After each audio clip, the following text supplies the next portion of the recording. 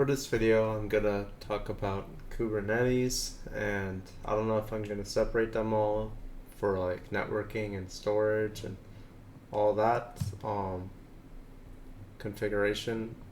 But anyway, I'm gonna start with talking about networking. So when you do Kubernetes, you deploy your containers, and they're deployed into pods, and then the pods are in nodes, and nodes are which is where your infrastructure resides. So basically, the containers are in pods, and then the pods are in nodes.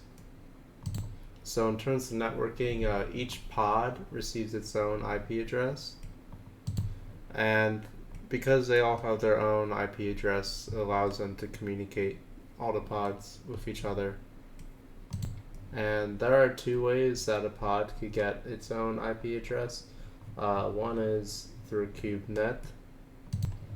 So basically, the nodes receive, using Kubernetes, the nodes receive an IP address from the Azure Virtual Network, and then the pods receive an IP address from a logically different address space from the virtual network subnet space, and then now network address translation is used. NAT is used to translate the virtual network addresses to the individual pods.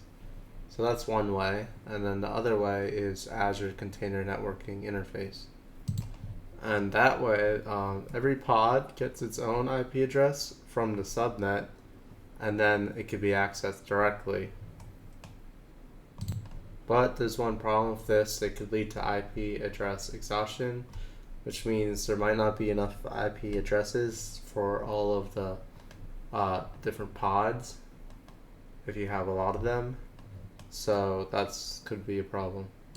So anyway, let's get down to it. So I'm going to create a Kubernetes cluster. Kubernetes service, create resource group. Let's just do new. And just name it demo cluster. Keep it east. I don't need any availability zones. Default version's fine. I just need one node. Next node pools. So by default it adds one called agent pool, and I'm fine with that. And all that does is host the pods, so I'm good on that. That's fine. So networking is where you can make your choice. Kubernetes says it creates a new virtual network for your cluster using default values, or container network interface, and allows you to use new or existing VNets with customizable addresses, and then application pods are connected directly to the VNet, which allows for native integration with VNet features. So if you do Azure CNI, then you could pick a virtual network, pick the cluster subnet, all these things. So I'm just going to do Kubernetes, and I'll leave everything else. That looks good. So I'll create it now, I'll come back when it's ready.